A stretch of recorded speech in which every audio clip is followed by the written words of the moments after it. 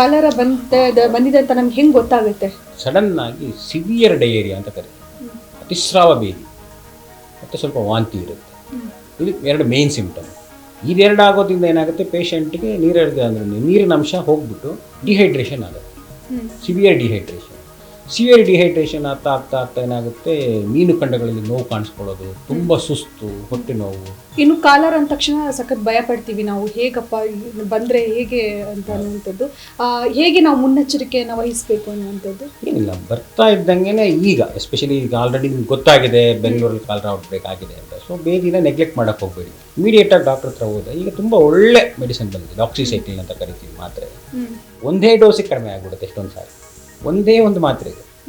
ನಾವು ಬೆಳಗ್ಗೆ ಸಾಯಂಕಾಲ ಕೊಡ್ತೀವಿ, ಬಟ್ ಸಾಮಾನ್ಯವಾಗಿ 1 ಅಥವಾ 2 ಮಾತ್ರೆ ಕಡಿಮೆ ಆಗೋಗ್ಬಿಡುತ್ತೆ. ಡಾಕ್ಟರ್, ಇನ್ನು ಕಾಲರ ಬಂದರೆ ಎಷ್ಟು ಟೈಮ್ ಬೇಕು ರಿಕವರಿ ಆಗೋದಕ್ಕೆ, ಮನುಷ್ಯ ನಾರ್ಮಲ್ ಆಗೋದಕ್ಕೆ ಎಷ್ಟು ಟೈಮ್ ಬೇಕು? ಸಾಮಾನ್ಯ ಸ್ಟೇಜ್ 1ನಲ್ಲಿ ಏನೂ ಕಾಂಪ್ಲಿಕೇಶನ್ ಇಲ್ಲ, ಸ್ಟೇಜ್ 1ನಲ್ಲಿ ಬಂದುಬಿಟ್ಟು ಮಾತ್ರೆ ತಗೊಂಡು ORS ಅಥವಾ ಈವನ್ ಫ್ಲೂಯಿಡ್ಸ್ ಹಾಕ್ಸ್ಕೊಂಡ್ರು 2-3 ಡೇಸ್ ಆಗ್ಬಿಡ್ತಾರೆ. ಬಹಳ ರೇರಾಗಿ ಶಾಕ್ ಹೋದರೆ ಅದು 1-2 ವಾರ ಬೇಕಾಗುತ್ತೆ. ಎಲ್ಲರಿಗೂ ನಮಸ್ಕಾರ. ನೀವು ನೋಡ್ತಾ ಇದ್ದೀರಾ ಈ ಸಂಜೆ ನ್ಯೂಸ್. ನಾನು ಶ್ರುತಿ ನಿರಯ. ವೀಕ್ಷಕರೇ, ಇತ್ತೀಚಿನ ದಿನಗಳಲ್ಲಿ ಬೆಂಗಳೂರಿನಲ್ಲಿ ಸ್ಪೆಷಲ್ ಆಗಿ ಕಾಲರ ಕಾಣಿಸ್ಕೊಳ್ತಾ ಇದ್ದಾರೆ. ಕಾಲರ ಸೋಂಕು ಪತ್ತೆ ಆಗಿದೆ ಕೂಡ ಕೆಲವೊಂದು ಕಡೆ. ಹಾಗಾಗಿ ಈ ಒಂದು ಕಾಲರ ಅಂದರೆ ಏನು, ಹೇಗೆ ಬರುತ್ತೆ ಅಂತ ಸಾಕಷ್ಟು ಕುತೂಹಲ, ಸಾಕಷ್ಟು ಪ್ರಶ್ನೆಗಳು ಕೂಡ ನಿಮಗೆ ಇರುತ್ತೆ. ಸೊ ಅದಕ್ಕೆಲ್ಲ ಭಯ ಪಡುವಂಥ ಅಗತ್ಯ ಇಲ್ಲ. ಹಾಗೆಯೇ ಅದ್ರ ಬಗ್ಗೆ ಇವತ್ತು ನಮ್ಮ ಜೊತೆ ಮಾತನಾಡೋದಕ್ಕೆ ಡಾಕ್ಟರ್ ರಾಜು ಇದ್ದಾರೆ. ಅವ್ರ ಜೊತೆ ನಾವು ಮಾತನಾಡೋಣ. ಕಾಲರದ ಸೋಂಕು ಬಗ್ಗೆ ಸಾಕಷ್ಟು ವಿಚಾರಗಳನ್ನು ಅವ್ರ ಜೊತೆ ಕೇಳೋಣ. ಡಾಕ್ಟರ್ ನಮಸ್ಕಾರ. ನಮಸ್ಕಾರ. ಓಕೆ ಡಾಕ್ಟರ್, ಇತ್ತೀಚಿನ ದಿನಗಳಲ್ಲಿ ಕಾಲರ ಅನ್ನುವಂಥದ್ದು ಬೆಂಗಳೂರಲ್ಲಿ ಸ್ಪೆಷಲ್ ಆಗಿ ನಾವು ನೋಡಿದರೆ ಸಾಕಷ್ಟು ಕಡೆ ಕಂಡು ಬರ್ತಾ ಇದೆ. ತುಂಬಾ ಭಯಭೀತರಾಗಿದ್ದಾರೆ ಜನ. ಫಸ್ಟಿಗೆ ಕಾಲರ ಹೇಗೆ ಬರುತ್ತೆ ಹೇಳೋದಾದರೆ? ಇದು ಆಬ್ವಿಯಸ್ಲಿ ಬೆಂಗಳೂರಿನಲ್ಲಿ ಇವಾಗ ಕುಡಿಯುವ ನೀರಿನ ಸಮಸ್ಯೆ ಬಹಳ ಹಾರಿಬಲ್ ಆಗಿದೆ. ಆ ಕಾರಣದಿಂದಾಗಿ ಸ್ವಚ್ಛವಾದ ಕುಡಿಯುವ ನೀರು ಸಿಗದೆ ಆ್ಯಕ್ಚುಲಿ ಇದು ವಾಟರ್ ಮತ್ತು ಫುಡ್ಡಿಂದ ಸ್ಪ್ರೆಡ್ ಆಗುವಂಥದ್ದು.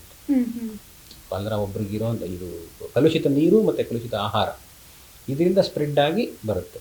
ಒಂದೊಂದು ಬರೋದು ಏನಾಗುತ್ತೆ, ಎಸ್ಪೆಷಲಿ ಅದು ಆ್ಯಕ್ಚುಲಿ ಇನ್ಫೆಕ್ಟ್ ಆಗಿರ್ತಾರಲ್ಲ, ಅಂದರೆ ಕಾಲರ ಇರುತ್ತಲ್ಲ, ಅವರ ಮಲ ಅದು ಬೇರೆ ಕಡೆ ಸ್ಪ್ರೆಡ್ ಆಗೋದು. ಸಾಮಾನ್ಯವಾಗಿ ಸ್ಪ್ರೆಡ್ ಆಗೋದು ಅದು ಕಲುಷಿತ ನೀರು ಮತ್ತು ಕಲುಷಿತ ಆಹಾರದಿಂದ ಸ್ಪ್ರೆಡ್ ಆಗುತ್ತೆ. ಇದಾದಾಗಿಂದ ಈ ಎಸ್ಪೆಷಲಿ ಈಗ ಔಟ್ಬ್ರೇಕ್ ಆಗೋದು ಅಂಥ ಕಡೆಗೆ. ಈಗ ಕುಡಿಯುವ ನೀರಿನ ಅಭಾವ ಆದಾಗ ಹೆಂಗಂದಂಗೆ ನೀರು ಸರಿಯಾಗಿಲ್ಲದೆ ಇರೋ ನೀರು, ಅಂದರೆ ಸ್ವಚ್ಛಗೊಳಿಸದೇ ಇರೋ ನೀರನ್ನು ತಗೊಳ್ಳೋದ್ರಿಂದ ಇದು ಶುರುವಾಗುತ್ತೆ. ಓಕೆ ಡಾಕ್ಟರ್, ಇನ್ನು ಲಕ್ಷಣಗಳೇನು ಅಂತ, ಕಾಲರ ಬಂದಿದೆ ಅಂತ ನಮ್ಗೆ ಹೆಂಗೆ ಗೊತ್ತಾಗುತ್ತೆ? ಏನಿಲ್ಲ, ಸಡನ್ ಆಗಿ ಸಿವಿಯರ್ ಡಯೇರಿಯಾ ಅಂತ ಕರಿತೀವಿ. ಅತಿಸ್ರಾವ ಭೇದಿ ಮತ್ತು ಸ್ವಲ್ಪ ವಾಂತಿ ಇರುತ್ತೆ. ಇದು ಎರಡು ಮೇನ್ ಸಿಂಪ್ಟಮ್. ಇದೆರಡು ಆಗೋದ್ರಿಂದ ಏನಾಗುತ್ತೆ, ಪೇಷಂಟ್ಗೆ ನೀರಿನ ಅಂಶ ಹೋಗ್ಬಿಟ್ಟು ಡಿಹೈಡ್ರೇಷನ್ ಆಗುತ್ತೆ. ಸಿವಿಯರ್ ಡಿಹೈಡ್ರೇಷನ್ ಆಗ್ತಾ ಏನಾಗುತ್ತೆ, ಮೀನು ಖಂಡಗಳಲ್ಲಿ ನೋವು ಕಾಣಿಸ್ಕೊಳ್ಳೋದು, ತುಂಬ ಸುಸ್ತು, ಹೊಟ್ಟೆ ನೋವು. ಇದು ಸಾಮಾನ್ಯವಾಗಿ ಇಷ್ಟು ಬರುತ್ತೆ. ತುಂಬ ಸಿವಿಯರ್ ಡಿಹೈಡ್ರೇಷನ್ ಹೋದಾಗ ಅವ್ರು ಶಾಕ್ಗೆ ಹೋಗ್ಬೋದು, ICUಗೆ ಅಡ್ಮಿಟ್ ಆಗಬೇಕಾಗ್ಬೋದು. ಅಥವಾ ಒಂದೊಂದು ಸಾರಿ ಸೀಜರ್ಸ್ ಅಂತ ಕರಿತೀವಿ, ಕನ್ವಲ್ಷನ್ಸು ಬರ್ಬೋದು ಎಲೆಕ್ಟ್ರೋಲೈಟ್ ಇಂಬ್ಯಾಲೆನ್ಸಿಂದ. ಸೊ ಸಾಮಾನ್ಯ ಸ್ಟಾರ್ಟಿಂಗ್ ಏನಂದರೆ ಅತಿಯಾದ ಭೇದಿ ಮತ್ತು ವಾಂತಿ, ಇದು ಹೊಟ್ಟೆ ನೋವು, ಇಷ್ಟರಿಂದ ಶುರುವಾಗುತ್ತೆ. ಇದಾದಮೇಲೆ ಉಳಿದಿದ್ದೆಲ್ಲ ಬರೋಕ್ಕೆ ಶುರು. ಓಕೆ, ಇನ್ನು ಕಾಲರ್ ಅಂದ ತಕ್ಷಣ ಸಖತ್ ಭಯ ಪಡ್ತೀವಿ ನಾವು, ಹೇಗಪ್ಪ ಬಂದರೆ ಹೇಗೆ ಅಂತ ಅನ್ನುವಂಥದ್ದು. ಸೊ ಲಕ್ಷಣಗಳು ಹೇಗೆ ಗೊತ್ತಾಗುತ್ತೆ ಅಂತ ಆಲ್ರೆಡಿ ನೀವು ಹೇಳಿದ್ರಿ. ಹೇಗೆ ನಾವು ಮುನ್ನೆಚ್ಚರಿಕೆಯನ್ನು ವಹಿಸಬೇಕು ಅನ್ನುವಂಥದ್ದು? ಏನಿಲ್ಲ, ಬರ್ತಾ ಇದ್ದಂಗೆ ಈಗ ಎಸ್ಪೆಷಲಿ ಈಗ ಆಲ್ರೆಡಿ ನಿಮ್ಗೆ ಗೊತ್ತಾಗಿದೆ ಬೆಂಗಳೂರಲ್ಲಿ ಕಾಲರ ಔಟ್ಬ್ರೇಕ್ ಆಗಿದೆ ಅಂತ. ಸೊ ಬೇದಿನ ನೆಗ್ಲೆಕ್ಟ್ ಮಾಡೋಕ್ಕೆ ಹೋಗಬೇಡಿ. ಮೆಡಿಕಲ್ ಶಾಪಲ್ಲಿ ಹೋಗ್ಬಿಟ್ಟು ಒಂದು ಯಾವುದೋ ಮಾತ್ರೆ ತೊಗೊಳ್ಳೋದು, ಅದನ್ನು ಮಾಡಬೇಡಿ. ಇಮಿಡಿಯೇಟಾಗಿ ಡಾಕ್ಟರ್ ಹತ್ರ ಹೋದ. ಈಗ ತುಂಬ ಒಳ್ಳೆ ಮೆಡಿಸಿನ್ ಬಂದಿದೆ, ಡಾಕ್ಸಿಸೈಕ್ಲಿನ್ ಅಂತ ಕರಿತೀವಿ ಮಾತ್ರೆ. ಒಂದೇ ಡೋಸಿಗೆ ಕಡಿಮೆ ಆಗಿಬಿಡುತ್ತೆ ಎಷ್ಟೊಂದು ಸಾರಿ, ಒಂದೇ ಒಂದು ಮಾತ್ರೆಗೆ. ನಾವು ಬೆಳಗ್ಗೆ ಸಾಯಂಕಾಲ ಕೊಡ್ತೀವಿ, ಬಟ್ ಸಾಮಾನ್ಯವಾಗಿ 1 ಅಥವಾ 2 ಮಾತ್ರೆ ಕಡಿಮೆ ಆಗೋಗ್ಬಿಡುತ್ತೆ. ಅಷ್ಟು ತೋರಿಸ್ಕೋಬೇಕು. ಬಟ್ ಆ ತೋರಿಸ್ಕೊಳ್ಳೋದ್ರ ಮಧ್ಯೆ ನಿಮಗೆ, ಯಾಕಂದರೆ ಅದು ಅನ್ಕಂಟ್ರೋಲಬಲ್ ಬೇರೆ ಏನಂದರೆ ವಿತಿನ್ 3-4 ಅವರ್ಸಲ್ಲಿ ಪೇಷಂಟ್ ಫುಲ್ ಸುಸ್ತಾಗ್ಬಿಟ್ಟು BP ಲೋ ಆಗುವಂಥ ಸ್ಟೇಜಿಗೆ ಬರ್ತಾರೆ. ಆಗ ಇದಕ್ಕೆ ಸಿಂಪಲ್ ಓರಲ್ ಡಿಹೈಡ್ರೇಷನ್ ಥೆರಪಿ ಅಂತ ಕರಿತೀವಿ, ORS ಕುಡಿತಾ ಇರಬೇಕು. ORS ಸಿಗಲಿಲ್ವಾ, ಈ ಎಳನೀರು ಸ್ವಲ್ಪ ಉಪ್ಪು ಹಾಕ್ಬಿಟ್ಟು ಕುಡಿಯೋದು, ಅಥವಾ ನಿಂಬೆಹಣ್ಣಿನ ಜ್ಯೂಸ್ಗೆ ಸ್ವಲ್ಪ ಉಪ್ಪು ಹಾಕ್ಬಿಟ್ಟು ಕುಡಿಯೋದು.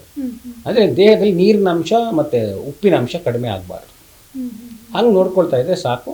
ಇಮಿಡಿಯೇಟಾಗಿ ಟ್ರೀಟ್ಮೆಂಟ್ ತೊಗೊಂಡ್ರೆ ಸಾಮಾನ್ಯವಾಗಿ ಒಂದು 3 ಸ್ಟೇಜಸ್ ಇದೆ. ಸ್ಟೇಜ್ 1ನಲ್ಲಿ ಬಂದರೆ ಸಾಮಾನ್ಯವಾಗಿ ಮಾತ್ರೆಯಲ್ಲೇ ಕಡಿಮೆ ಆಗುತ್ತೆ.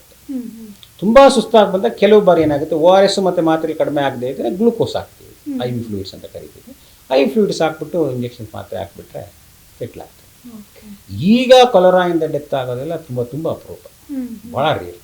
ಆಗ ಏನೋ ರೆಸಿಸ್ಟೆಂಟ್ ಬ್ಯಾಕ್ಟೀರಿಯಾ ಇದ್ದಾಗ ಮಾತ್ರ ಈ ಥರ ಆಗುತ್ತೆ. ಆ್ಯಸ್ ಆಫ್ ನಮ್ಮ ಕಡೆ ಎಲ್ಲ ಆ ಥರ ಯಾವುದು ರೆಸಿಸ್ಟೆನ್ಸ್ ಇಲ್ಲ, ಜನ ಏನು ಹೆದರ್ಕೊಳ್ಳೋ ಅಗತ್ಯ ಇಲ್ಲ. ಬಟ್ ಇದಕ್ಕೂ ಅಗೇನ್ ಮನೆ ಮದ್ದು ಎಲ್ಲ ಮಾಡೋಕ್ಕೆ ಹೋಗ್ಬಾರ್ದು, ಟೈಮೇ ಕೊಡಲ್ಲ ಇದು, ವಿತಿನ್ ಅವರ್ಸ್ ಹೌದಂತಲ್ಲ, ಸುಸ್ತಾಗ್ಬಿಡ್ತಾರೆ. ಕ್ಷಣಗಳಲ್ಲಿ ಹೌದೌದು. ಹೌದಲ್ವಾ, ಮೊನ್ನೆ ಒಂದು 40 ಜನ ಏನೋ ಸ್ಟೂಡೆಂಟ್ಸು ಅಡ್ಮಿಟ್ ಆಗಿದ್ದು, ಅದರೊಳಗಡೆ 2 ಪಾಸಿಟಿವ್ ಬಂದಿತ್ತು. ಬಟ್ ಅವರೆಲ್ಲ ನೋಡಿ ಇಮಿಡಿಯೇಟಾಗಿ ರಿಕವರ್ ಆಗಿಬಿಟ್ಟು. ಅದೇನು ತುಂಬ ಕಾಸ್ಟ್ಲಿ ಮೆಡಿಸನ್ನು ಏನಲ್ಲ, ನೀವು ಹೆದರ್ಕೋಬೇಕಾಗಲ್ಲ. ಹಾಸ್ಪಿಟ್ಲಿಗೆ ಹೋದ್ರೆ ಯಾವುದೋ ಕಾಸ್ಟ್ಲಿ ಮೆಡಿಸನ್ ಕೊಡಬೇಕಾಗುತ್ತೆ. ಡಾಕ್ಸಿಸೈಕ್ಲಿನ್ ಒಂದು ಸಣ್ಣ ಮಾತ್ರೆ, ಅದೇನು ತುಂಬ ಕಾಸ್ಟ್ಲಿ ಮೆಡಿಸನ್ ಅಲ್ಲ, ತುಂಬ ಚೆನ್ನಾಗಿ ಟ್ರೀಟ್ಮೆಂಟ್ ಅದು ವರ್ಕೌಟ್ ಆಗುತ್ತೆ. So you need not worry. Okay. ಇನ್ನು ಕಾಲಾರ ಅಷ್ಟು ಬೇಗ ಸ್ಪ್ರೆಡ್ ಆಗುತ್ತಾ ಅಥವಾ ಹೇಗೆ? ಹೌದು, ಈ ಎಸ್ಪೆಷಲಿ ಸ್ಯಾನಿಟೇಷನ್ ಅದು ಇದು ಆಗದಲ್ಲೇ ಇದು ಮಾಡದೇ ಪಕ್ಕ ಸ್ಪ್ರೆಡ್ ಆಗುತ್ತೆ. ಇದು ಪ್ಯಾಂಡಮಿಕ್ಸೇ ಆಗಿದೆ. ಈಗ ಹೆಂಗೆ ನೀವು ಕೊರೋನಾ ಆಯ್ತಲ್ಲ, ಪ್ಯಾಂಡಮಿಕ್ ಅಂತ ಕರಿತೀವಲ್ಲ ನಾವು, ಪ್ಯಾಂಡಮಿಕ್ಸ್ ಆಗಿದೆ. There were 7 pandemics. ಅಂದರೆ ಆ ಕಾಲದಲ್ಲಿ ಯಾವಾಗ ಇದೆಲ್ಲ ಸ್ವಚ್ಛ ನೀರೆಲ್ಲ ಇರಲಿಲ್ವಲ್ಲ, ಪೈಪ್ಡ್ ವಾಟರ್ ಸಪ್ಲೈ ಇರಲಿಲ್ಲ, ಮತ್ತು ಮೋಷನ್ ಮಾಡ್ಕೊಂಬಂದವರು ಸೋಪ್ ಹಾಕಿ ತೊಳಿತಾ ಇರಲಿಲ್ಲ. ಅದರಲ್ಲೇ ಊಟ ಕೊಟ್ಟರೆ ಅವನು ಊಟ ಕೊಡುವಾಗ ಅದರಿಂದ ಅಲ್ಲಿ ತೆಗೆ ಬಂದರೆ ಅದು ಬರೋದು. ಅಥವಾ ನೀವು ಆದಷ್ಟು ಫುಡ್ಡು ಬೆಚ್ಚಗಿದ್ದಂಗೆ ತಿನ್ನಬೇಕು, ಕಾಯಿ ಸಾರಿಸಿದ ನೀರು ಕುಡಿಬೇಕು, ಅಥವಾ ಬಾಟ್ಲ್ ನೀರು ಕುಡಿಬೇಕು, ಹೊರಗಡೆ ನೀರು ಕುಡಿಯೋಕ್ಕೆ ಹೋಗ್ಬಾರ್ದು ಜಾಸ್ತಿ. ಮತ್ತು ಸ್ವಲ್ಪ ಲೆಕ್ಕೋ ಬೇಡ, ಬಟ್ ಇತ್ತೀಚೆಗೆ ಏನು ಹೇಳ್ತಾರೆ, ಸ್ವಲ್ಪ ಬೀದಿ ಬದಿಯಲ್ಲಿ ಸ್ವಲ್ಪ ಊಟ ಆದಷ್ಟು ಹೋಟ್ಲು ಬಿಟ್ಟು ಮನೆಯಲ್ಲೇ. ಜಂಕ್ ಫುಡ್ಗಳ ಮೊರೆ ಜಾಸ್ತಿ ಹೋಗಿ ತಿಂತೀವಿ. ಅಲ್ಲಿ ಯಾವುದೋ ನೀರನ್ನು ಬಳಸಿರ್ತಾರೆ, ನಮ್ಗೆ ಗೊತ್ತಾಗಲ್ಲ, ನಾವು ಹೋಗಿ ತಿಂತೀವಿ, ಬಳಸಿರ್ತಾರೆ. ಅಲ್ಲಿ ಅವ್ರು ಇಟ್ಟಿರೋ ನೀರು ನೀವು RO ವಾಟ್ರಾ ಅಥವಾ ಮಾಮೂಲಿ ಯಾವುದೋ ವಾಟರ್ ತಂದಿಟ್ಟಿದಾರ ನಿಮಗೆ ಗೊತ್ತಿಲ್ಲ. ಸೊ ಅದ್ರ ಬಗ್ಗೆ ತುಂಬ ಗಮನ ಹರಿಸ್ಬೇಕು. ಎಸ್ಪೆಷಲಿ ನೀರು ಮತ್ತು ಆಹಾರ ಬಹಳ, ಅದರಿಂದನೇ ಸ್ಪ್ರೆಡ್ ಆಗೋದು. ಮತ್ತೆ ಯಾವಾಗಲೂ ಮುಚ್ಚಿಟ್ಟಿರ್ಬೇಕು. ಈಗೆಲ್ಲ ತುಂಬ ರೇರು ಅದು. ಅಂದರೆ ಮೊದಲಿಗೆಲ್ಲ ಏನಂದರೆ ಬಹಿರ್ದೇಶ ಆಚೆ ಕಡೆ ಎಲ್ಲ ಮೋಸ ಮಾಡುವಾಗ ಅಲ್ಲಿ ಕೂತ ನೊಣ ಬಂದ್ಬಿಟ್ಟು ಅಲ್ಲಿ ಬಂದು ನಮ್ಮ ಊಟದ ಮೇಲೆ ಕೂತ್ರೆ ಅದು ಸ್ಪ್ರೆಡ್ ಆಗ್ತಾ ಇತ್ತು. ಈಗ ಆಲ್ಮೋಸ್ಟ್ ಇಟ್ ಹ್ಯಾಸ್ ಬಿಕಮ್ 0 ಅಲ್ವಾ, ಹೊರಗಡೆ ಎಲ್ಲರೂ ಟಾಯ್ಲೆಟ್ಸ್ ಇದೆ. ಸೊ ಅದು ಬರೋದು ಕಷ್ಟ. ಅಥವಾ ಸ್ಯೂವೇಜಿಂದ ಏನಾದರೂ ನೊಣ ಕೂತ್ಕೊಂಡ್ಬಂದು ಅದು ಕೂತ್ಕೊಂಡ್ರೆ, ಸೊ ಇಟ್ ಈಸ್ ಬೆಟರ್ ಅವತ್ತು ಬಿಸಿ ಇದ್ದಾಗೆ ಆಹಾರ ಸೇವಿಸಿ, ಆಹಾರವನ್ನು ಮುಚ್ಚಿಟ್ಟಿರಿ ಯಾವಾಗಲೂ. ಆದಷ್ಟು ಕಾಯಿ ಸಾರಿಸಿದ ನೀರು ಅಥವಾ RO ವಾಟರ್, ಶುದ್ಧೀಕರಿಸಿದ ನೀರನ್ನು ಬಳಸಿ, ಏನು ತೊಂದರೆ ಆಗಲ್ಲ. ಓಕೆ ಡಾಕ್ಟರ್, ಇನ್ನು ಕಾಲರ ಬಂದರೆ ಎಷ್ಟು ಟೈಮ್ ಬೇಕು ರಿಕವರಿ ಆಗೋದಕ್ಕೆ, ಮನುಷ್ಯ ನಾರ್ಮಲ್ ಆಗೋದಕ್ಕೆ ಎಷ್ಟು ಟೈಮ್ ಬೇಕು? ಸಾಮಾನ್ಯ ಸ್ಟೇಜ್ 1ನಲ್ಲಿ ಏನೂ ಕಾಂಪ್ಲಿಕೇಶನ್ ಇಲ್ಲ, ಸ್ಟೇಜ್ 1ನಲ್ಲಿ ಬಂದುಬಿಟ್ಟು ಮಾತ್ರೆ ತಗೊಂಡು ORS ಅಥವಾ ಈವನ್ ಫ್ಲೂಯಿಡ್ಸ್ ಹಾಕ್ಸ್ಕೊಂಡ್ರು ಇನ್ 2-3 ಡೇಸ್ ಆಗಿಬಿಡ್ತಾರೆ. ಭಾಳ ರೇರಾಗಿ ಶಾಕ್ಗೆ ಹೋದರೆ ಅದು 1-2 ವಾರ ಬೇಕಾಗ್ತದೆ. ಶಾಕ್ಗೆ ಹೋಗಿದ್ರೆ ಸಾಮಾನ್ಯವಾಗಿ ಅಷ್ಟು ಇರಲ್ಲ.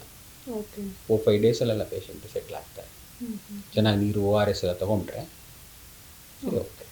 ಓಕೆ. ಇನ್ನು ಅದೇ ನಾವು ಸಖತ್ ಮನಸ್ಸಿಗೆ ತುಂಬ ತಗೊಳ್ತೀವಿ, ಅಂದರೆ ಕಾಲರ ಅಂತ ಬಂದಾಗ ಅಯ್ಯೋ ನಮ್ಗೆ ಬರ್ಬೋದಾ ಅನ್ನುವಂಥದ್ದು. ಚಿಕ್ಕ ಪುಟ್ಟ ಜ್ವರನೂ ಇತ್ತೀಚೆಗೆ ಜಾಸ್ತಿ ಕಾಣಿಸ್ಕೊಳ್ತಾ ಇದೆ ಸಾಕಷ್ಟು ಜನಗಳಿಗೆ. ಅಂದರೆ ಹೀಟಾಗಿ ಕೆಮ್ಮು ಬರುತ್ತೆ, ಕೆಮ್ಮು ಶುರು ಆಗುತ್ತೆ, ಗಂಟಲು ನೋವು ಶುರು ಆಗುತ್ತೆ. ಸೊ ಅವರೆಲ್ಲ ಯಾವ ಥರ ಏನು ಭಯ ಪಡದೆ ಹಿಂಗಿರಬೇಕು ಅನ್ನೋದು ಟಿಪ್ಸ್ ನೀವು ಸಿಂಪಲ್ ಆಗಿ ಆಹಾರವನ್ನು ಆದಷ್ಟು ಮನೆಯಲ್ಲೇ ಮಾಡ್ಕೊಳ್ಳಿ. ಶುದ್ಧವಾದ ವಾಟರ್ ಬಳಸಿ, ಶುದ್ಧವಾಗಿರಲಿ ಆಹಾರ. ಮತ್ತು ಈವನ್ ಇದು ಅಷ್ಟೇ, ಹಣ್ಣುಗಳನ್ನು ಸಿಪ್ಪೆ ಸುಳಿದು ತಿನ್ನಿ. ಸಿಪ್ಪೆ ಸುಳಿಯೋಕ್ಕಾಗದಿದ್ರೆ ಅಟ್ಲೀಸ್ಟ್ ಚೆನ್ನಾಗಿ ತೊಳೆದು ತಿನ್ನಬೇಕಾಗತ್ತೆ. ಇಷ್ಟು ಬಳಸಿ ಶುದ್ಧವಾದ ನೀರು, ಶುದ್ಧವಾದ ಆಹಾರ ಮತ್ತು ಹಣ್ಣುಗಳನ್ನು ಸಿಪ್ಪೆ ತೊಳೆದು ಇದು ಮಾಡಿ, ಹೊರಗಡೆ ಆಹಾರ ಇದನ್ನೆಲ್ಲ ಬಳಸೋದನ್ನ ಆದಷ್ಟು ನಿಲ್ಲಿಸಿ. ಅಷ್ಟು ಮಾಡಿದ್ರೆ ಸಾಕಾಗುತ್ತೆ. ಓಕೆ, ಧನ್ಯವಾದಗಳು ಡಾಕ್ಟರ್. ಇಷ್ಟೊತ್ತು ನಮ್ಮ ಜೊತೆ ಮಾತನಾಡಿದ್ರಿ, ಥ್ಯಾಂಕ್ ಯು. ಎಸ್, ನೋಡಿದ್ರಲ್ಲ ವೀಕ್ಷಕರೇ, ಕಾಲರ ಸೋಂಕಿನ ಬಗ್ಗೆ ಮಾಹಿತಿಯನ್ನು ತಿಳಿಸ್ಕೊಟ್ರು. ಲಕ್ಷಣಗಳು ಹೇಗೆ, ಜೊತೆಗೆ ನಾವು ಭಯ ಪಡ್ತಾ ಇರ್ತೀವಿ. ಬೆಂಗಳೂರಲ್ಲಿ ಕೆಲವೊಂದು ಕಡೆ ಬಂದರೆ ಅಂದರೆ ನಮಗೂ ಬರುತ್ತೆ ಅಂತ ತುಂಬಾ ಭಯ ಪಡ್ತೀವಿ. ಭಯಪಡುವಂಥ ಯಾವುದೇ ಅಗತ್ಯ ಇಲ್ಲ.